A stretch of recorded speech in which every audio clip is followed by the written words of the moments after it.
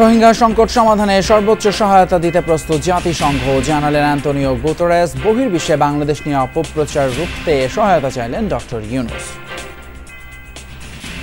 We need your support,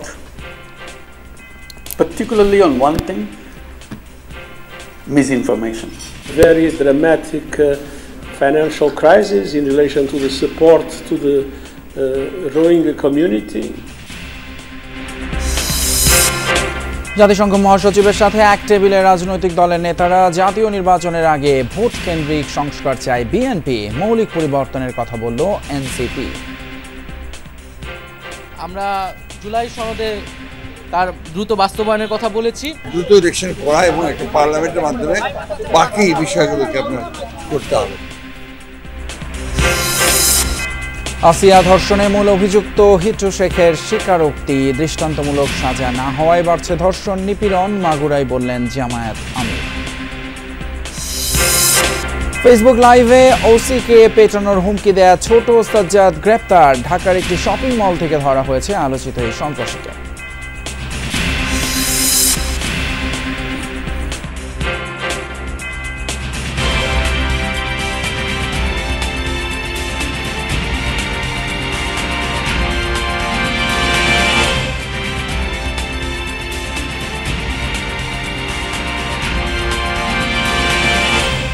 সবাইকে আমন্ত্রণ যমুনা নিউজে, আপনাদের সঙ্গে আছি আমি ফয়সাল তিতুমির। এতক্ষণ শিরোনামগুলো দেখলেন। বাংলাদেশের অগ্রযাত্রা কেউ রুখতে পারবে না, অপতথ্য দিয়ে অনেকেই দেশের উন্নয়নকে ব্যাহত করতে চাইছে। এ ব্যাপারে জাতিসংঘ মহাসচিবের সহায়তা চাইলেন প্রধান উপদেষ্টা ডক্টর মোহাম্মদ ইউনুস। ঢাকায় তার সৌজন্যে ইফতার এবং আর্লি ডিনার সেশন। বাংলাদেশকে সব রকম সহযোগিতার আশ্বাস দেন অ্যান্টোনিও গুতেরেস। পাশাপাশি বাংলাদেশের আতিথেয়তায় মুগ্ধতা প্রকাশ করেন তিনি। রাজধানীর একটি হোটেলে জাতিসংঘ মহাসচিব অ্যান্টোনিও গুতেরেসের যৌথ সংবাদ সম্মেলনের পর ইফতার ও আর্লি ডিনার সেশন।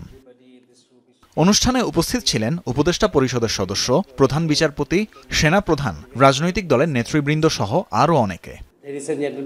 এ সময় প্রধান উপদেষ্টা বাংলাদেশ সফরের জন্য জাতিসংঘ মহাসচিবের প্রতি কৃতজ্ঞতা জানান। বলেন, মহাসচিবের আগমনে এখনই বাংলাদেশে ঈদের আনন্দ শুরু হয়ে গেছে। একই সাথে রোহিঙ্গা ক্যাম্প সফর করায় শরণার্থীরা তাকে দেবদূত হিসেবে গণ্য করছে বলে মন্তব্য করেন প্রধান উপদেষ্টা। জানান, রোহিঙ্গারা নিজ মাতৃভূমিতে গুতেরেসের সাথে আগামী ঈদ করতে চায়। তাদের চাওয়াকে বাস্তবে রূপ দিতে জাতিসংঘ মহাসচিবের প্রতি আহ্বান জানান প্রধান উপদেষ্টা। They even mention a date when they want to go back. They want to invite you back home next year, not this Eid, next Eid, 1 year later, to celebrate Eid with them in their homes, in their places where they live, so that show you they are not burden on this world. অন্তর্বর্তী সরকার প্রধান বলেন, বাংলাদেশ এখন আর পিছিয়ে থাকবে না, এগিয়ে যাবে দুর্বার গতিতে। তবে এই অগ্রযাত্রা অনেকেরই পছন্দ না হয় অপতথ্যের আশ্রয় নিয়ে দেশের উন্নয়নকে ব্যাহত করতে চাইছে। তাই অপতথ্যজনিত যে কোনো ক্ষতি থেকে বাংলাদেশকে রক্ষার জন্য জাতিসংঘ মহাসচিবের সাহায্য কামনা করেন প্রধান উপদেষ্টা। And we need your blessing, we need your support, particularly on one thing: misinformation. That's what is killing us. People work so hard to make a dream come true, but some people don't like it. So all we are saying, protect us from misinformation, and we can do the rest. That's no problem for us. এর আগে জাতিসংঘ মহাসচিব বাংলাদেশের আতিথেয়তায় নিজের মুগ্ধতা প্রকাশ করেন। বলেন, রোহিঙ্গা সংকটে শরণার্থীদের পাশে দাঁড়ানোর ক্ষেত্রে তহবিল সংকট আছে জাতিসংঘের। We are facing a very dramatic financial crisis in relation to the support to the Rohingya community. Tanvir মৌসুম, যমুনা নিউজ, ঢাকা। আন্তর্জাতিক সম্প্রদায়কে বাংলাদেশের রোহিঙ্গা সহায়তার বিষয়টি অবশ্যই প্রাধান্য দিতে হবে বলে মন্তব্য করেছেন জাতিসংঘের মহাসচিব অ্যান্টোনিও গুতেরেস। বিকেলে রাজধানীর একটি হোটেলে যৌথ সংবাদ সম্মেলনে তিনি বলেন, রোহিঙ্গা সংকট সমাধানে জাতিসংঘ প্রতিশ্রুতিবদ্ধ। বাংলাদেশের নাজুক সময়ে আন্তর্জাতিক সম্প্রদায়ের হাত বাড়ানো উচিত বলেও জানান তিনি। এ সময় পররাষ্ট্র উপদেষ্টা তৌহিদ হোসেন বলেন, বাংলাদেশ নিয়ে অপপ্রচারে উদ্বেগ জানিয়েছেন জাতিসংঘের মহাসচিব। সংস্কারের সর্বোচ্চ সহযোগিতার আশ্বাস দিয়েছে জাতিসংঘ। 4 দিনের সফরের তৃতীয় দিনে বাংলাদেশের বর্তমান পরিস্থিতি ও রোহিঙ্গা সংকট নিয়ে কথা বলেন জাতিসংঘের মহাসচিব আন্তোনিও গুতেরেস। রাজধানীর একটি হোটেলে যৌথ সংবাদ সম্মেলনে গুতেরেস বলেন, রোহিঙ্গাদের জন্য বাংলাদেশ যে মানবিক সহায়তা দিয়ে যাচ্ছে, আন্তর্জাতিক সম্প্রদায়ের সেটি অবহেলার কোনো সুযোগ নেই। The world must not take this generosity for granted. Rohingya শরণার্থীদের দায়িত্ব নিতে আন্তর্জাতিক সম্প্রদায়ের প্রতি আহ্বান জানান গুতেরেস। বলেন, রোহিঙ্গাদের জন্য মানবিক সহায়তা আগের চেয়ে কমে যাওয়ায় শরণার্থীদের ভোগান্তি ও মৃত্যু বেড়ে যাবে। রোহিঙ্গাদের সহায়তায় জাতিসংঘ দীর্ঘস্থায়ী সমাধান খুঁজছে উল্লেখ করে প্রতিবেশী দেশগুলোকে মিয়ানমারের উপর চাপ বাড়ানোর আহ্বান জানান তিনি। Those sanctions not being possible, I think it's essential to increase the pressure of all the neighbors in relation to Myanmar in order to guarantee that fighting ends and that a way towards democracy is finally reestablished. শান্তি রক্ষায় বাংলাদেশের অবদানের প্রশংসা করেন Guterres. বলেন, doctor ইউনূসের মতো একজন বিচক্ষণ ব্যক্তি বাংলাদেশের নেতৃত্ব দিচ্ছেন, তাই একটি সফল গণতান্ত্রিক পরিবেশে পৌঁছানোর প্রত্যাশা জানান তিনি। জানান, এজন্য জাতীয় পর্যায়ে সংলাপ জরুরি। The leadership of Chief Advisor Yunus, I recognize the people's hope for a future of greater democracy, justice and prosperity. This is a pivotal moment for Bangladesh. I want to assure you that the UN stands ready to assist in fostering peace, national dialogue, trust and healing. You can count on the UN to be your steadfast partner, working alongside the government and the people of Bangladesh to help build a sustainable, equitable future for all. এরপর পররাষ্ট্র উপদেষ্টা তৌহিদ হোসেন বলেন, জাতিসংঘ মহাসচিবের এই সফর খুব অর্থবহ ও গুরুত্বপূর্ণ। তিনি রোহিঙ্গাদের চাওয়ার সাথে একমত। জানান, বাংলাদেশকে টার্গেট করে অপতথ্য ছড়ানোর ব্যাপারে উদ্বেগ জানিয়েছেন মহাসচিব। পাশাপাশি অন্তর্বর্তী সরকারের সংস্কার প্রক্রিয়ায় জানিয়েছেন পূর্ণ সমর্থন। The Secretary General, with his gracious presence at Rohingya camp, expressed solidarity to the cravings of the Rohingyas, also expressed concern with the disinformation targeted against Bangladesh. His visit would more than counterweigh the misinformation and disinformation campaign and the attempts to destabilize Bangladesh. His assurance of support would help us in our successful reform process and our transition to democracy. যৌথ সংবাদ সম্মেলন শেষে ইফতারে যোগ দেন জাতিসংঘ মহাসচিব Antonio Guterres. Tanvir মৌসুম, Jamuna news, Dhaka.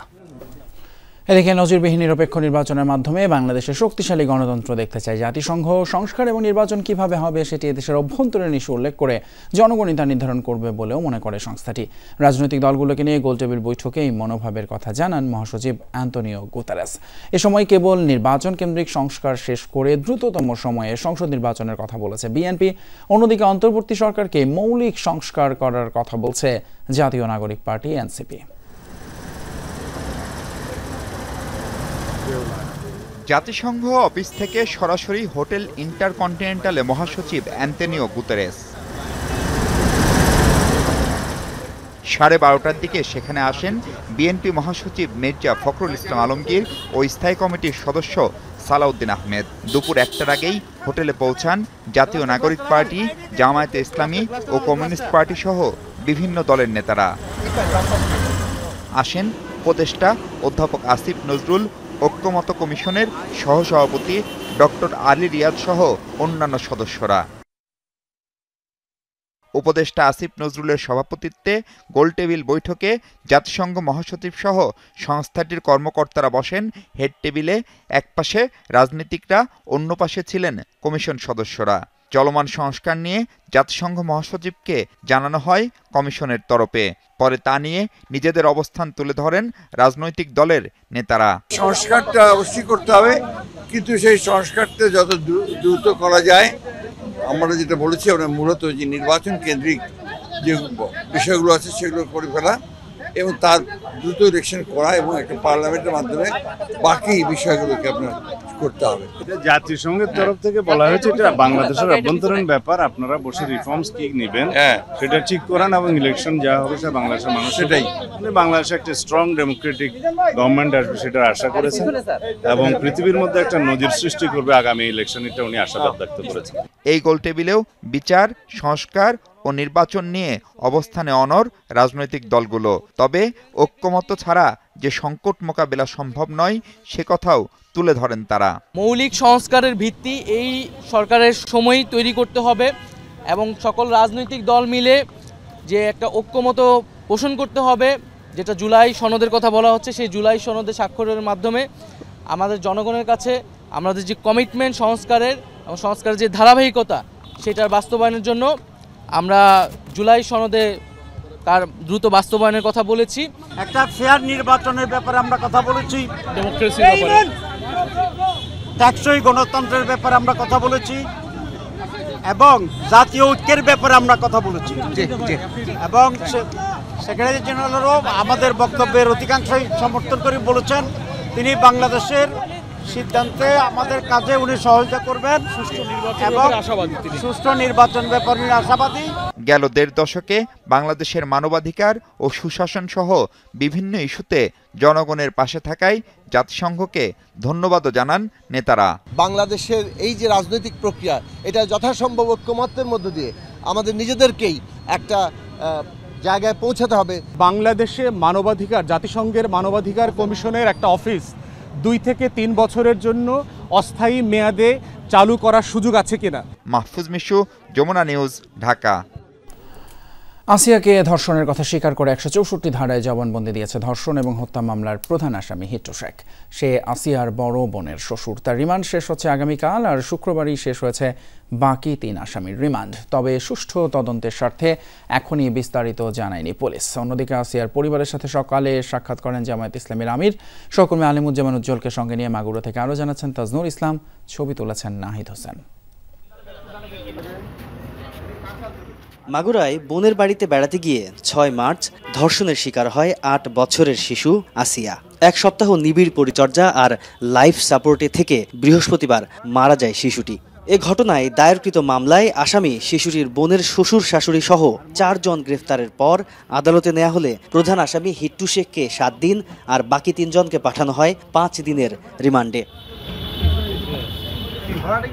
তাদের রিমান্ড শেষ হয় শুক্রবার, আর হিট্টু শেখের রিমান্ড শেষ হবে আগামীকাল। পুলিশ বলছে সবার রিমান্ড শেষ হলে জানা যাবে ঘটনার মোটিভ। আসিয়া ধর্ষণ মামলা খুব ভালোভাবে আমরা তদন্তের চেষ্টা করছি, কিন্তু আসামিদের মুভমেন্টের ব্যাপারে আমরা কোনো তথ্য দিতে পারছি না, কারণ মুভমেন্টের ব্যাপারে তথ্য দেওয়ার ক্ষেত্রে একটু রিস্ক আছে। এর জন্য আমরা চাচ্ছি একটু ওদের মুভমেন্টের বিষয়টা একটু গোপন রাখতে। এদিকে আসিয়ার মায়ের সঙ্গে সাক্ষাতের জন্য মাগুরায় আসেন জামায়াতে ইসলামীর আমির। প্রথমে যান কবরস্থানে, জিয়ারত শেষে যোগ দেন সংক্ষিপ্ত এক স্মরণ সভায়। যে কোনো প্রয়োজনে আসিয়ার পরিবারের পাশে থাকার ঘোষণা দেন তিনি। 90 দিনের ভিতরে বিচার, রায় এবং তা কার্যকর আমরা দেখতে চাই। অনেকে বলেছেন 1 সপ্তাহ, দেশের আইনে 1 সপ্তাহ হবে না। আমরা এই জন্য 90 দিন বলেছি, কিন্তু আমরা 91 দিন দেখতে চাই না। সমাজের সারা দেশে এই ধরনের জঘন্য অপকর্মে যারা লিপ্ত হবে, আমরা তাদেরকে সামাজিকভাবে বয়কট করি এবং তাদেরকে আমরা ঘৃণা করি। অপরাধের শাস্তি তাকে পেতে হবে, তার বড় শাস্তি হচ্ছে সামাজিকভাবে ঘৃণা করা। সভা শেষে জারিয়া গ্রামে শিশুটির বাড়িতে যান ডাক্তার শফিকুর রহমান, কথা বলেন পরিবারের সদস্যদের সাথে। তবে এ সময় বাড়িতে ছিলেন না নিহত আসিয়ার বাবা মা। তাজনুর ইসলাম, যমুনা নিউজ, মাগুরা। চট্টগ্রামে পুলিশকে গুলি ছুড়ে পালানো সাজ্জাদকে রাজধানীর একটি শপিং মল থেকে গ্রেপ্তার করেছে তেজগাঁও থানা পুলিশ। দীর্ঘদিন আত্মগোপনে থাকার পর শনিবার তাকে গ্রেপ্তার করা হয়। তেজগাঁও থানার ভারপ্রাপ্ত কর্মকর্তা মোবারক হোসেন বিষয়টি নিশ্চিত করে বলেন, বসুন্ধরা শপিং মলে সাজ্জাদকে দেখতে তেজগাঁও থানার টহলরত পুলিশকে জানায় স্থানীয় জনতা। পরে পুলিশ তাকে গ্রেপ্তার করে। সবশেষ ফেসবুক লাইভে এসে প্রকাশ্যে বাজিত থানার ওসিকে পেটানোর হুমকি দেয় সাজ্জাদ। এর 2 দিনের মাথায় তাকে ধরিয়ে দিতে পুলিশের তরফ থেকে পুরস্কারও ঘোষণা করা হয়। সবশেষ 2024 সালের 21 অক্টোবর চাঁদগাঁও থানার অদূরপাড়া এলাকায় তাহসিন নামে এক যুবককে গুলি করে খুন করা হয়। আর ওই ঘটনায় চাঁদগাঁও থানায় তাহসিনের বাবার করা মামলায় প্রধান আসামি করা হয়েছে পুলিশের তালিকাভুক্ত সন্ত্রাসী সাজ্জাদ ওরফে ছোট সাজ্জাদকে। এছাড়াও চাঁদার জন্য বিভিন্ন ভবনে প্রকাশ্যে অস্ত্রবাজি সহ বিভিন্ন অপরাধের সঙ্গে সাজ্জাদ জড়িত বলে দাবি পুলিশের। বসুন্ধরা সিটি শপিং মলে চট্টগ্রামের শীর্ষ সন্ত্রাসী ছোট সাজ্জাদ তার ওয়াইফকে নিয়ে শপিং এ আছে। ওখান থেকে আমাদের একজনের সংবাদ দেয় মোবাইল ফোনে এবং আমি দ্রুত ঘটনাস্থলে যাই। ওখানে আমাদের দায়িত্বরত যে টহল ডিউটি সহায়তায় এই ছোট সাজ্জাদকে গ্রেপ্তার করি। সে চট্টগ্রামের শিশু সন্ত্রাসী, তার বিরুদ্ধে হত্যা সহ একাধিক মামলা চট্টগ্রামে রয়েছে বলে বিশ্বস্ত সূত্রে জানতে পারি। অন্তর্বর্তীকালীন সরকারের যুব এবং ক্রীড়া মন্ত্রণালয় এবং স্থানীয় সরকার পল্লী উন্নয়ন ও সমবায় মন্ত্রণালয়ের উপদেষ্টা আসিফ মাহমুদ সজীব ভূঁইয়া জুলাই স্মৃতিকথা নিয়ে একটি বই লিখেছেন। জুলাই মাতৃভূমি অথবা মৃত্যু শিরোনামের বইটির প্রকাশনা অনুষ্ঠান সম্পন্ন হয়েছে শনিবার বাংলাদেশ জাতীয় জাদুঘরের কবি সুফিয়া কামাল মিলনায়তনে। জুলাই মাতৃভূমি অথবা মৃত্যু নামক বইটির প্রকাশনা অনুষ্ঠানে প্রধান অতিথি হিসেবে উপস্থিত ছিলেন বইটির রচয়িতা আসিফ মাহমুদ সজীব ভূঁইয়া। জানান, বইটিতে জুলাই গণঅভ্যুত্থানের নানান ঘটনা প্রবাহ, সিদ্ধান্ত গ্রহণ প্রক্রিয়া সহ জানা অজানা অনেক তথ্য মিলবে। এ সময় আরেক উপদেষ্টা ডক্টর আসিফ নজরুল ছাত্রনেতাদের উদ্দেশ্যে বলেন, তারা যেন আরো কবছর দেশের নেতা হিসেবে থাকেন। আমি যাতে ভুলে না যাই, আরো ভবিষ্যতে সময় পেলে এটার পরবর্তী সংস্করণে হয়তো এই সময়রেখাগুলো ধরে ধরে আরো ডিটেইলগুলো লিখতে পারবো, আপনাদের সামনে উত্থাপন করতে পারবো। যদি এই সময় আমরা কিছু ঘটনা বলে না রাখি তাহলে এই ঘটনার নানান ডিফারেন্ট ইন্টারপ্রিটেশন হবে বা হচ্ছেও। সেই জায়গা থেকে আসিফ এই কাজটা করছে, এটা আমাদের সবার জন্য একটা সহায়ক হবে। তোমরা অনেক বড় বড় দায়িত্ব পালন করেছো, কিন্তু আরো বড় দায়িত্ব পালন বাকি আছে। ৭১ আমরা যে সুযোগ নষ্ট করেছি, তোমরা সেই সুযোগটা নষ্ট হইতে দিও না। তোমরা আমাদের জুলাই নেতা ছিলা, আরো অন্তত ৫-১০ বছর আমাদের নেতা থেকে আমাদের রাষ্ট্রকে একটা কাঙ্ক্ষিত গন্তব্যে পৌঁছে দিও, এটাই আমার প্রত্যাশা। সংস্কারের ওসিলায় নির্বাচন বিলম্ব করতে নানান রকমের ষড়যন্ত্র হচ্ছে এমন অভিযোগ করে বিএনপি নেতারা বলেছেন, সংস্কারের নামে যারা নির্বাচন বানচালে মাঠে নেমেছে তাদের সাথে দেশ ও মানুষের কোনো সম্পর্ক নেই। বলেন, নির্বাচন ছাড়া কোনোভাবেই ক্ষমতায় টিকে থাকতে পারবে না সরকার। আর বিএনপি নেতা রুহুল কবির রিজভী বলেন, নির্বাচন নিয়ে প্রধান উপদেষ্টার বক্তব্যে ধোঁয়াশা সৃষ্টি হয়েছে, এতে জনমনে সরকার নিয়ে অনাস্থা তৈরি হতে পারে। ভবিষ্যতে ইতিহাস রচিত হবে। সাংবাদিকদের সম্মানে রাজধানীর একটি হোটেলে ইফতার মাহফিলের আয়োজন করে বিএনপির ৩ তারুণ্য নির্ভর সংগঠন, ছাত্র, যুব ও স্বেচ্ছাসেবক দল। এতে দেশের বিভিন্ন গণমাধ্যমের সাংবাদিক, চিত্র সাংবাদিক ও ইউটিউবাররা অংশ নেন। এ সময় নেতারা ফ্যাসিবাদ বিরোধী আন্দোলনে সাংবাদিকদের ভূমিকার প্রশংসা করেন। ঝুঁকিপূর্ণ সময়ে এই যে অবদান রেখেছেন সেটাকে আমরা আবারও স্মরণ করছি। ছাত্রদের রক্তের বিনিময়ে যে বাংলাদেশ আমরা হাসিনা মুক্ত করতে পেরেছি, সে বাংলাদেশে কখনই আর গেড়ে বসতে পারবে না। বিগত ১৫ বছরে সাংবাদিকদের ত্যাগের কথা উল্লেখ করেন বিএনপির সিনিয়র যুগ্ম মহাসচিব রিজভী আহমেদ। সমালোচনা করেন প্রধান উপদেষ্টার স্বল্প বা দীর্ঘমেয়াদী সংস্কার শেষে নির্বাচন দেওয়ার ফর্মুলা নিয়ে। স্বল্পমেয়াদী সংস্কার চান তাহলে ডিসেম্বরে, আর যদি দীর্ঘমেয়াদী সংস্কার চান তাহলে জুনে। এই কথাগুলো আপনার বলে সরকারের পক্ষ থেকে ধোঁয়াশা তৈরি করা হচ্ছে কেন? মানুষ মনে করছে আসন্ন নির্বাচন নিয়ে একটা তামাশা তৈরি হচ্ছে কিনা। এইটা আজকে 16 বছর ধরে যে ভোটাররা, সেই ভোটারদেরকে বঞ্চিত করার আবার কোনো নীল নকশা হচ্ছে কিনা, এই ধরনের শঙ্কা, এই ধরনের আশঙ্কা মানুষের মধ্যে তৈরি হচ্ছে। অনুষ্ঠানে বিএনপি স্থায়ী কমিটির সদস্য খন্দকার মোশাররফ হোসেন বলেন, বিদেশে বসে দেশ নিয়ে নানামুখী চক্রান্ত করছে ষড়যন্ত্রকারীরা। জনগণ 16 বছর যাবৎ এই ভোটের অধিকার থেকে বঞ্চিত। জনগণ প্রত্যাশা করছে ভোটের অধিকার। এই বিষয় নিয়েই কিন্তু নানা ধরনের ষড়যন্ত্র চলছে, যাতে করে জাতীয় সংসদ নির্বাচন বিলম্বে হয়। ঢাকা মহানগর দক্ষিণে বিএনপির 31 দফা নিয়ে ধারাবাহিক কর্মশালায় অংশ নিয়ে বিএনপির আরেক নেতা মির্জা আব্বাস সরকারকে দ্রুত নির্বাচন দেওয়ার আহ্বান জানান। এখন নির্বাচন দিলে বললেই মাথা খারাপ হয়ে যায়। আরে ভাই, আমি যদি ছেড়েও দেই, চ্যালেঞ্জ করে বলতে পারি নির্বাচন ছাড়াই সরকারের ক্ষমতা টিকে থাকতে পারবে না। এই সরকার বলুক যে নির্বাচনের দরকার নাই, আমরাই ক্ষমতায় থাকবো। দেখি বুকে পাটা আছে কিনা, সাহস আছে কিনা। এছাড়া মিরপুর সহ রাজধানীর কয়েকটি এলাকায় স্বল্প আয়ের মানুষের জন্য ইফতার মাহফিলের আয়োজন করে জাতীয়তাবাদী যুবদল। আরিফিন শাকিল, যমুনা নিউজ, ঢাকা। 1 বছরের মধ্যে রোহিঙ্গাদের নিজ দেশে ফেরাতে প্রধান উপদেষ্টা এবং জাতিসংঘ মহাসচিবের ঘোষণায় ক্যাম্পগুলোতে যেন ঈদের আনন্দ। যদিও রাখাইন রাজ্যে এখনও গণহত্যা চালাচ্ছে আরাকান আর্মি, প্রায় প্রতিদিনই শত শত নতুন রোহিঙ্গা ঢুকছে বাংলাদেশে। এর মাঝেই ডক্টর ইউনূস এবং গুতেরেসের ঘোষণা নিজ দেশে ফেরার রোডম্যাপ হিসেবে দেখছেন রোহিঙ্গারা। কক্সবাজার থেকে এহসান আল কুতুবিকে সাথে নিয়ে মনিরুল ইসলামের রিপোর্ট, ক্যামেরায় ছিলেন আলামিন তালুকদার। মিয়ানমার থেকে 2 মাস আগে বাংলাদেশে আশ্রয় নেন মোহাম্মদুল্লাহ।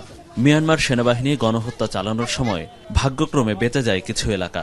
এখন সেসব এলাকায় গণহত্যা নির্যাতন চালাচ্ছে আরাকান আর্মি। রাখাইনের বুথিডংয়ে মোহাম্মদুল্লাহর ঘর জ্বালিয়ে দেওয়ার পর পরিবার সহ চলে আসেন কক্সবাজারের রোহিঙ্গা ক্যাম্পে। আরাকান আর্মি আমার 4খানার দোকান আগুনে পুড়িয়ে দেয়, আমার বসত বাড়িও পুড়িয়ে ছারখার করে দেয়। কোনো মালামাল আমি বের করতে পারিনি। 2 বছর হতে চলল রাখাইনের অধিকাংশ এলাকা দখলে নিয়েছে মিয়ানমারের সশস্ত্র বিদ্রোহী বাহিনী আরাকান আর্মি। থেমে নেই রোহিঙ্গাদের ওপর হত্যাযজ্ঞ, ঘরবাড়ি পোড়ানো। এমনকি রোহিঙ্গাদের বাঙালি মুসলিম সন্ত্রাসী উল্লেখ করে রাখাইনকে রোহিঙ্গা মুক্ত করার ঘোষণা দিয়েছে আরাকান আর্মি। 1.5 বছরে 6000 রোহিঙ্গা হত্যা ও 3 লক্ষাধিক রোহিঙ্গাকে বাস্তুচ্যুত করা হয়েছে, যাদের অধিকাংশই চলে এসেছে বাংলাদেশে। এমন বাস্তবতায় কক্সবাজারে লক্ষাধিক রোহিঙ্গার সাথে ইফতার করলেন জাতিসংঘ মহাসচিব ও বাংলাদেশের প্রধান উপদেষ্টা। শুনিয়ে গেলেন আশার বাণী।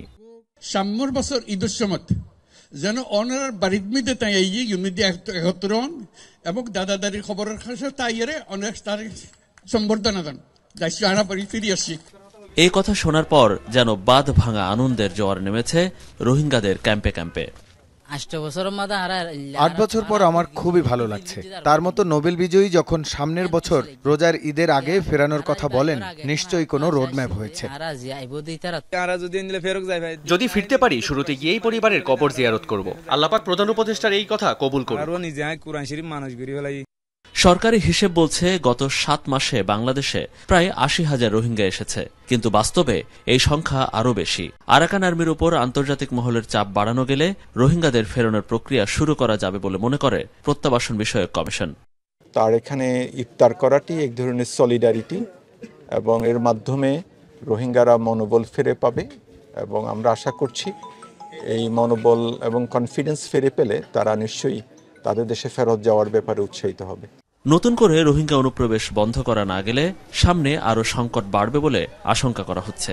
এর মধ্যে রোহিঙ্গাদের অর্থ বরাদ্দ অর্ধেকে নামিয়ে আনার কথা ভাবছে দাতা সংস্থাগুলো। এতে সামনে সংকট আরও বাড়বে বলেও ধারণা করা হচ্ছে। একদিন 2 দিন বা 1-2 মাস করতে করতে 8 বছর হয়ে গেল গণহত্যা বা অত্যাচারের নির্যাতনের শিকার হয়ে রোহিঙ্গারা বাংলাদেশে। সংখ্যাটাও 1-2 লাখ করতে করতে এখন 13 লাখে এসে ঠেকেছে। লক্ষ লক্ষ এই রোহিঙ্গা জনগোষ্ঠীর অপেক্ষা যেন ফুরোচ্ছে না কবে ফিরবে নিজের মাতৃভূমি মিয়ানমারে।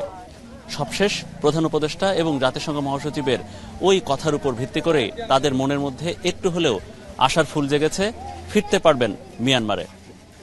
মনিরুল ইসলাম, যমুনা নিউজ, জামতলী রোহিঙ্গা ক্যাম্প, কক্সবাজার। এদিকে শেখ হাসিনাকে দেশে ফিরিয়ে এনে বিচারের মুখোমুখি করতে জাতিসংঘ মহাসচিবের সহায়তা চেয়েছেন তরুণ নেতারা। মহাসচিব গুতেরেস এ বিষয়ে সম্ভাব্য সব ধরনের সহায়তার আশ্বাসও দিয়েছেন। হোটেল ইন্টারকন্টিনেন্টালে তরুণ সমাজের প্রতিনিধিদের সাথে বৈঠক করেন জাতিসংঘের মহাসচিব অ্যান্তোনিও গুতেরেস। এ সময় জাতিসংঘ মহাসচিব পর্তুগালের গণ অভ্যুত্থানের বিভিন্ন স্মৃতি তুলে ধরেন। বৈঠক শেষে তরুণ প্রতিনিধিরা জানান, গত 15 বছরের বিভিন্ন সমস্যা অ্যান্তোনিও গুতেরেসকে জানানো হয়েছে। এ সময় শেখ হাসিনাকে দেশে ফিরিয়ে আনা এবং বিচারের উপর জোর দেওয়া হয়। জাতিসংঘের মহাসচিব জানান, আইসিসি-ভুক্ত রাষ্ট্র হিসেবে সদস্য দেশগুলো শেখ হাসিনার বিচারের ব্যাপারে ভূমিকা রাখতে পারে। রাজনৈতিক ঐক্যমত্য হলে নতুন সংবিধান প্রণয়নের সমস্যা দেখছেন না জাতীয় ঐক্যমত্য কমিশনের 2 সদস্য ডক্টর আলী রিয়াজ এবং ডক্টর বদিউল আলম মজুমদার। তাদের মতে এক্ষেত্রে গণপরিষদ গঠনেও সমস্যা নেই। নির্বাচিত জাতীয় সংসদ ও গণপরিষদ সংস্কার প্রস্তাব বাস্তবায়নে একসাথে কাজ করতে পারে। লাভলি বিথি রিপোর্টে বিস্তারিত। গণপরিষদ নির্বাচনে যারা জয়ী হবেন তারা সংসদ সদস্য হিসেবেও ভূমিকা পালন করবেন, তেমন প্রস্তাবনা আমাদের পক্ষ থেকে আছে। আওয়ামী লীগ সরকারের পতনের পর সংবিধান সংশোধনের বিষয়টি নতুন করে সামনে আসে। জুলাই গণ অভ্যুত্থানে নেতৃত্ব দেয়া ছাত্র নেতাদের দল জাতীয় নাগরিক পার্টি এনসিপি অবশ্য পুরো সংবিধানেরই পরিবর্তন চান। তাদের দাবি নতুন সংবিধান প্রণয়ন।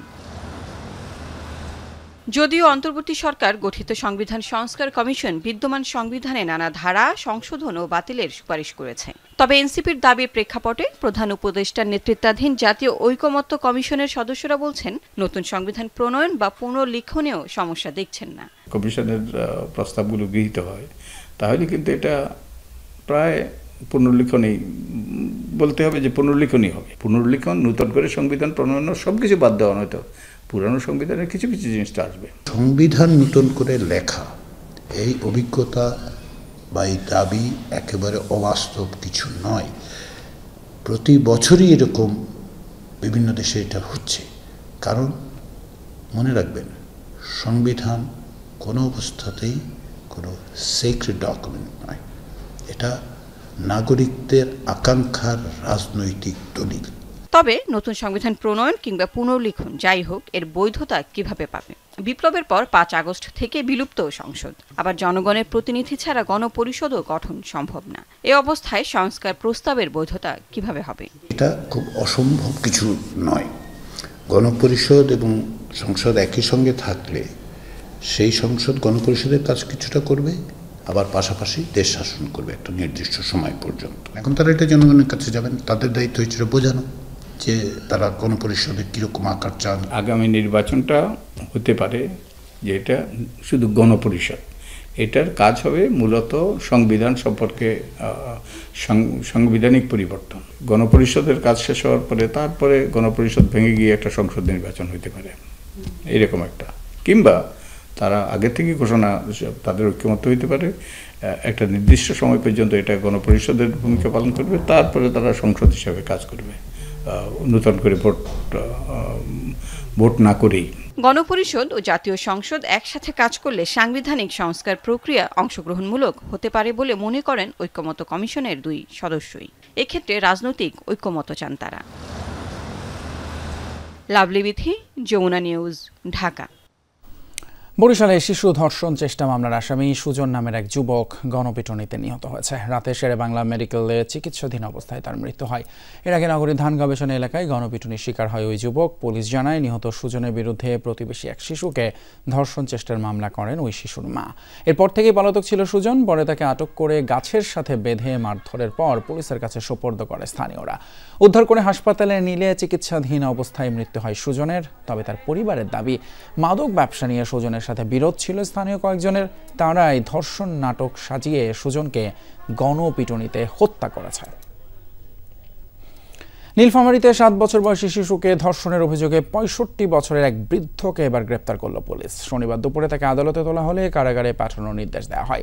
পুলিশ জানায়, গত 11 মার্চ দুপুরে সদর উপজেলার পাটোয়ারি পাড়া গ্রামের শিশুটিকে পেঁপে দেওয়ার কথা বলে নিজের মেয়ের বাড়িতে নিয়ে ধর্ষণ করে প্রতিবেশী আবু বক্কর সিদ্দিক। নির্যাতনের শিকার মেয়েটি অসুস্থ হয়ে পড়লে গতকাল বিষয়টি জানাজানি হয়। তাকে হাসপাতালে ভর্তি করে পরিবার। পরে রাতে স্থানীয়রা অভিযুক্ত আবু বক্করকে বিষয়ে জিজ্ঞাসাবাদ করলে সে পালিয়ে যাওয়ার চেষ্টা করে। তাকে রাতভর আটকে রেখে সকালে পুলিশে দেয়া হয়। থানায় মামলা করেছে মেয়েটির মামা। অন্যদিকে ভোলায় 4র্থ শ্রেণীর এক মাদ্রাসা ছাত্রকে বলাৎকারের ঘটনায় অভিযুক্তকে আটক করেছে পুলিশ। শিশুটির পরিবার জানায়, চরফ্যাশন উপজেলার একটি বেসরকারি মাদ্রাসায় পড়তো শিশুটি। শুক্রবার তারাবির নামাজ পড়তে বাড়ি থেকে বের হয় সে। মোটরসাইকেলে ঘুরতে নিয়ে যাওয়ার কথা বলে তাকে মসজিদের 3য় তলায় নিয়ে মুখ বেঁধে বলাৎকার করে। অন্য একটি শিশু সেখানে গেলে পালিয়ে যায় যুবক। পরে আশপাশের লোকজন শিশুটির পরিবারকে খবর দিলে তাকে হাসপাতালে নেওয়া হয়। ঘটনায় জড়িতকে গ্রেপ্তারের চেষ্টা করছে পুলিশ।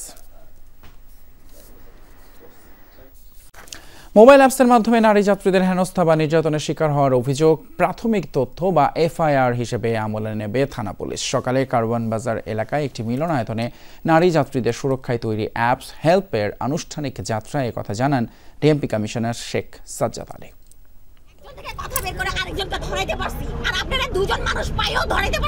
গণপরিবহনে নারী হেনস্থার অভিযোগ দীর্ঘদিনের। সোশ্যাল মিডিয়ার কল্যাণে এর কিছু কিছু আলোচনায় আসলেও বেশিরভাগই রয়ে যায় লোকচক্ষুর আড়ালে। আইন প্রয়োগকারী সংস্থাগুলোর হিসেবে বাস্তবে এমন হেনস্থা বা নির্যাতনের ঘটনা অনেক বেশি। খোদ ঢাকা মহানগর পুলিশ কমিশনার বলছেন, অধিকাংশ ক্ষেত্রেই নির্যাতনের ঘটনাগুলো আইনের খাতায় ওঠে না। আমার পুলিশি জীবনের অভিজ্ঞতায় আমি দেখছি যে যত সংখ্যক আপনারা মিডিয়াতে দেখতে পান, এর চেয়ে কয়েক গুণ বেশি ঘটনা ঘটে। পুলিশ বলছে, বেশিরভাগ হেনস্থা, পাশবিক নির্যাতনের মতো ঘটনায় সহায়তা পান না ভিকটিম। কিন্তু কেন? এরূপ ঘটনা হলে প্রথমত যিনি ভিকটিম হন উনি এটাকে ডিসক্লোজ করেন না, প্রকাশ করেন না। এরূপ ঘটনার সংখ্যা বহু অ্যাপসের মাধ্যমেও যদি আমার থানায় রিপোর্ট হয়ে যায়, we consider this is FIR. অনেক ক্ষেত্রে ওই যে আমি বললাম, এগুলো তো আনরিপোর্টেড থাকে, গোপন করতে চাই। সো ইন দ্যাট কেস আপনাকে আর থানায় যাওয়া লাগবে না, বা ভিকটিমের পিতামাতাকে বা ভিকটিমকে বা কাউকে আর থানায় যাওয়া লাগবে না। বেসড অন দিস আমরা ইনভেস্টিগেশন শুরু করে দিব, মামলা রুজু করে ফেলাবো পুলিশ বাদী হয়েই। একটি বেসরকারি সংস্থার সহযোগিতায় নারী নির্যাতন প্রতিরোধে বিশেষ অ্যাপ চালু করল ব্রডকাস্ট জার্নালিস্ট সেন্টার বিজেসি। এ উপলক্ষে আয়োজিত অনুষ্ঠানে ডিএমপি কমিশনার বলেন, পুরো ঢাকাকে আনা হবে এমন অ্যাপসের আওতায়। পাবলিক ট্রান্সপোর্টেশন যেসব নারীরা নিয়মিত চলাফেরা করে তারা বিভিন্ন রকমের হ্যারাসমেন্টের শিকার হচ্ছে। তার ভিতরে 46% হলো ডাইরেক্ট সেক্সুয়াল হ্যারাসমেন্টের শিকার হচ্ছে। গণপরিষদটাও আসলে খুবই গুরুত্বপূর্ণ ভালনারেবল স্থান হয়ে গেছে মহিলাদের জন্য, রাস্তাঘাটে যাতায়াত সবকিছুর জন্য। ধন্যবাদ জানাই মাননীয় কমিশনারকে যে তিনি বলেছেন যে আমাদের অ্যাপসের মাধ্যমে থানায় ইনফরমেশনটা যা মাত্র এটা এফআইআর হিসেবে গণ্য হবে। এটা অনেক অনেক বড় একটা আমাদের জন্য, আমি বলবো যে অনেক বড় ধরনের একটা হেল্প হবে। বেসরকারি সংস্থা সুইচ বাংলাদেশ ফাউন্ডেশনের সহায়তায় অ্যাপসটি প্রাথমিকভাবে পাইলট প্রজেক্ট হিসেবে যাত্রাবাড়ি থেকে বসিলা পর্যন্ত কার্যকর হবে। মোবাইল হ্যান্ডসেটে হেল্প নামক অ্যাপটি ডাউনলোডের মাধ্যমে যুক্ত হতে পারবেন নতুন সেবায়। আব্দুল্লাহ তুহিন, যমুনা নিউজ, ঢাকা। সমাজ পরিবর্তনে ইসলামী সাহিত্য দিক নির্দেশনার কাজ করে বলে মন্তব্য করেছেন ধর্ম উপদেষ্টা অধ্যাপক ডক্টর আফম খালিদ হোসেন। শনিবার জাতীয় প্রেস ক্লাবের তোফাজ্জল হোসেন মানিক মিয়া হলে সালিহা পাবলিকেশনস আয়োজিত মোড়ক উন্মোচন এবং ইফতার মাহফিলে প্রধান অতিথির বক্তব্যে তিনি কথা বলেন। কোরআন এবং হাদিসের আলোকে দৈনন্দিন জীবন পরিচালনার উপর গুরুত্ব আরোপ করে ধর্ম উপদেষ্টা বলেন, এর মাধ্যমে আমাদের পরিবার ও সমাজ জীবন উদ্ভাসিত করতে হবে। বলেন, বর্তমান কওমি ওলামা কেরামরা অনুবাদ সাহিত্য অবদান রেখে চলেছেন, ভবিষ্যতে বাংলা অনুবাদ সাহিত্যের জন্য পুরস্কারের ব্যবস্থাও করা হবে। এ সময় ইসলামিক ফাউন্ডেশন থেকে সেরা সিরাত লেখককে পুরস্কৃত করার উদ্যোগের কথাও জানান তিনি। এই জন্য আমি গৌরববোধ করি যেটা কোরআনের তাফসীরের সাথে আমার সম্পৃক্ততা রয়েছে। আমি আশা করি এটা বাংলার মানুষের ঘরে ঘরে যাবে এবং কোরআনের আলোক এটা সমাজ নির্মাণের আমরা যারা স্বপ্ন দেখি, আমাদের আকাঙ্ক্ষা পূরণে, আমাদের অভিপ্রায় পূরণে এই তাফসীর গুরুত্বপূর্ণ ভূমিকা পালন করবে। রাজধানীর উত্তরা আধুনিক মেডিকেল কলেজ এবং হাসপাতাল দখল নিয়ে বিএনপির দুই গ্রুপের দ্বন্দ্ব প্রকাশ্যে এসেছে। এই ঘটনায় ওই হাসপাতালের মেডিকেল অফিসার তানভীর মাহমুদ তৌহিদকে চাকরিচ্যুত করেছে কর্তৃপক্ষ। শনিবার ঢাকা রিপোর্টার্স ইউনিট এক সংবাদ সম্মেলনে এমন অভিযোগ করেন ওই চিকিৎসকরা। সংবাদ সম্মেলনে ডক্টর্স অ্যাসোসিয়েশন অব বাংলাদেশ ড্যাবের আধুনিক মেডিকেলের সাবেক সভাপতি ডাক্তার রোকনুজ্জামান রুবেল বলেন, Bangladesh medical studies and research institute একটি ট্রাস্ট। এর অধীনে বাংলাদেশ মেডিকেল কলেজ হাসপাতাল এবং উত্তরা আধুনিক মেডিকেল কলেজ ও হাসপাতাল পরিচালিত হয়। জুলাই আন্দোলনের আগে ট্রাস্টের চেয়ারম্যান ছিলেন সাবেক কৃষিমন্ত্রী এবং আওয়ামী লীগের সভাপতি মণ্ডলীর সদস্য ডক্টর আব্দুর রাজ্জাক। তবে আওয়ামী লীগ সরকার পতনের পর তিনি গ্রেপ্তার হন।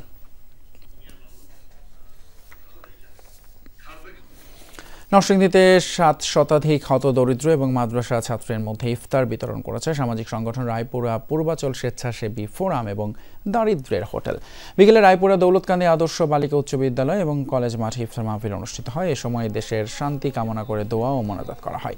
অনুষ্ঠানে সামাজিক সংগঠন দুটির আহ্বায়ক এবং কেন্দ্রীয় নেতারা উপস্থিত ছিলেন। রমজানের শুরু থেকেই জেলার বিভিন্ন স্থানে অসহায় ও হতদরিদ্রের মাঝে ইফতার বিতরণ করে আসছে সামাজিক সংগঠনগুলো।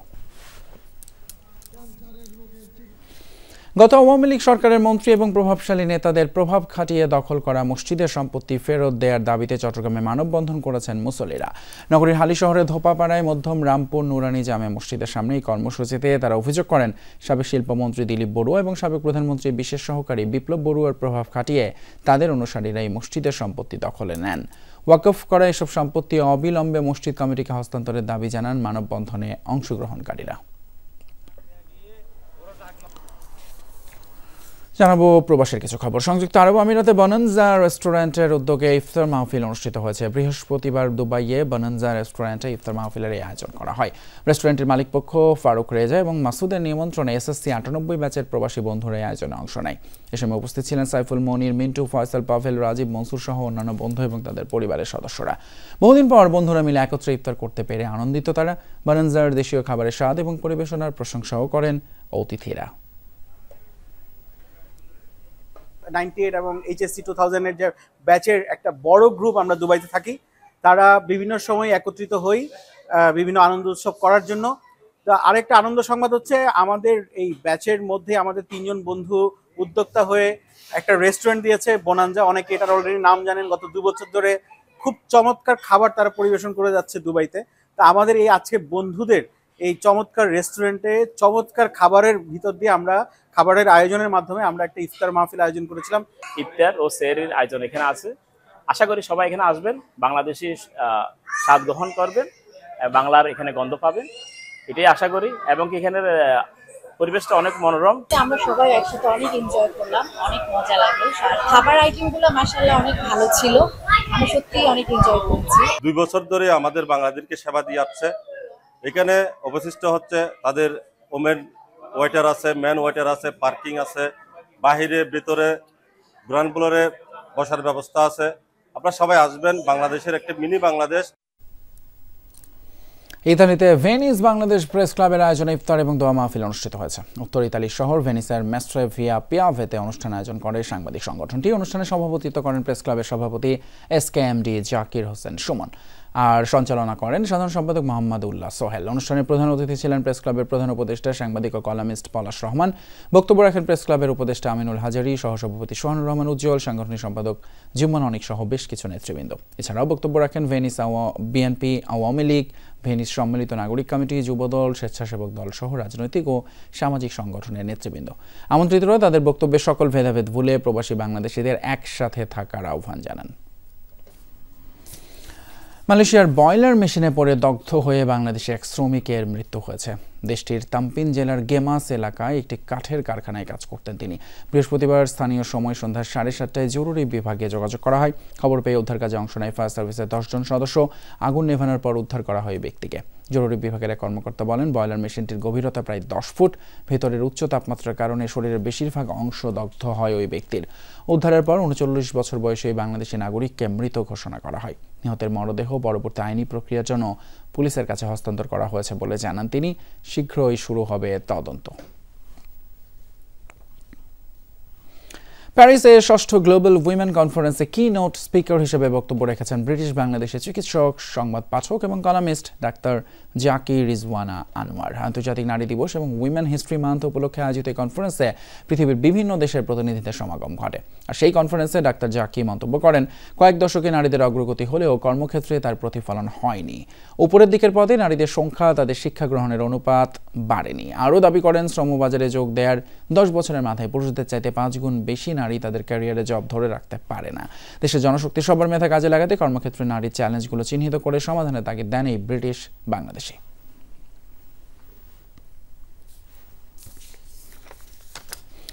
লন্ডনে বাংলাদেশ প্রেস ক্লাব ইউকের উদ্যোগে মহান স্বাধীনতা দিবস উপলক্ষে আলোচনা সভা এবং ইফতার পার্টির আয়োজন করা হয়েছে। পূর্ব লন্ডনের একটি রেস্তোরাঁয় অনুষ্ঠান হয়, যাতে প্রধান অতিথি ছিলেন রাষ্ট্রপতির সাবেক উপদেষ্টা মুখলেসুর রহমান চৌধুরী। সিনিয়র সাংবাদিক এবং ক্লাব সভাপতি শাকির হোসেনের সভাপতিত্বে বিশেষ অতিথি ছিলেন যুক্তরাজ্যে অবস্থিত বাংলাদেশ হাইকমিশনের ডেপুটি হাইকমিশনার মোহাম্মদ হজরত আলী খান। সিনিয়র সাংবাদিক এবং ক্লাব মেম্বার তৌহিদুল করিম মুজাহিদের উপস্থাপনায় অনুষ্ঠানে বক্তব্য রাখেন নিউহাম কাউন্সিলের চেয়ারম্যান রহিমা রহমান, একই কাউন্সিলের হুইপ ইনাম আহমেদ, বাংলাদেশ ওয়েলফেয়ার অ্যাসোসিয়েশনের সভাপতি আব্দুল মুকিত সহ অনেকে। অনুষ্ঠানে আরও উপস্থিত ছিলেন ওয়ার্কিং কাউন্সিলের মেয়র মঈন কাদরি, বাংলাদেশ হাইকমিশনের কাউন্সিলর মৌমিতা জিনাত, পররাষ্ট্র মন্ত্রণালয়ের অবসরপ্রাপ্ত সিনিয়র সহকারী সচিব মহসিন রেজা এবং যুক্তরাজ্য বিএনপির সিনিয়র যুগ্ম সম্পাদক পারভেজ মল্লিক সহ আরও অনেকে। প্রবাসী বাংলাদেশিদের সমস্যাগুলো দূর করতে হবে। প্রবাসী বাংলাদেশিদের ভোটাধিকার দিলে চলবে না, তাদের নাগরিকের ফুল অধিকার, ফুল রাইট দিতে হবে। ৭১ আসলে আমাদের অশ্রু নিয়েছে, শ্বেত নিয়েছে, রক্ত নিয়েছে, কিন্তু একই সঙ্গে ৭১ আমাদের একত্র দাঁড়াবার ভিত্তি দিয়েছে, স্বপ্ন দেখার সাহস জুগিয়েছে, সার্বভৌমত্ব দিয়েছে। আমাদের বাঙালি নিয়ে আমাদের ব্রিটিশ বাংলাদেশে যারা এদেশে রয়েছে তারাও বোঝা দরকার যে আমাদের বাংলাদেশ আমাদের কত প্রাণের প্রিয়। সেই বাংলাদেশকে আমরা কিভাবে কানেক্ট করতে পারি। যুক্তরাজ্যে বাংলাদেশিদের যে সংগঠন বাংলাদেশ প্রেস ক্লাব ইউকে, এটি একটি গুরুত্বপূর্ণ সংগঠনে পরিণত হবে এবং আমাদের সবার জন্য এই সংগঠন কাজ করবে। দোল উৎসবে বর্ণিল ছিল শাঁখারী বাজার। রঙের এই উৎসবে ছিল না বয়সের কোনো সীমারেখা। শিশু থেকে বুড়ো সবাই মাতেন রং খেলায়। জনসমাগম কম থাকলেও আনন্দে ছিল না ঘাটতি। সবার প্রত্যাশা, হিংসা হানাহানি দূর করে দেশবাসীর মনে রং ছড়াবে এই উৎসব।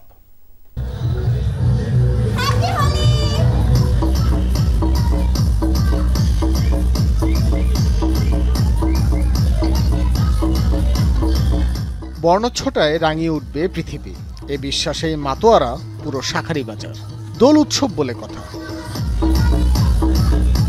রং ছড়ায় যারা মাতোয়ারা তাদের বেশিরভাগই শিশু। পরস্পরকে রাঙিয়ে দিতে কেউ ছুটছিল কালার বল, কেউ বা পিচকারি, কারো হাতে আর কালার মেশিন গান। কারো পছন্দ আবির, তো কারো বালতি বোঝাই গোলানো রং। পোশাক বাঁচাতে অনেকেই নামেনি রাস্তায়, কিন্তু বাড়ির ছাদ থেকেই উপভোগ করেন পুরো আনন্দ। আমাদের হোলি উৎসবটা 2 দিনের হয়, গতকালকে ছিল একটা, আজকে হলো রঙের সাথে পানি মিক্স করে রং খেলানো হয়। কতক্ষণ খেলবা? 5 ঘন্টা রং খেলবা। অন্যবারের তুলনায় শাঁখারী বাজারে এবছর মানুষের সংখ্যা ছিল অনেকটাই কম, তবে উচ্ছ্বাস ছিল বাঁধ ভাঙা।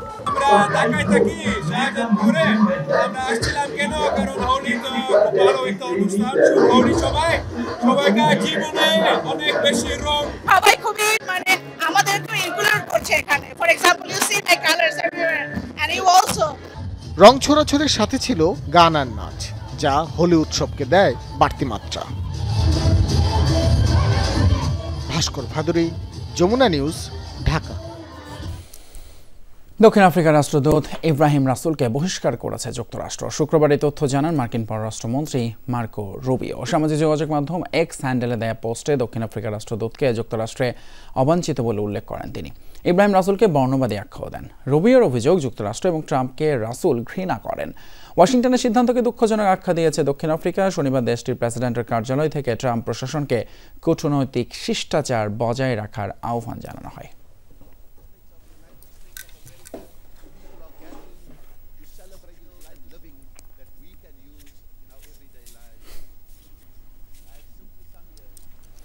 এই ছিল আমাদের যমুনা নিউজে। এতক্ষণ সাথে থাকার জন্য ধন্যবাদ আপনাদের সবাইকে।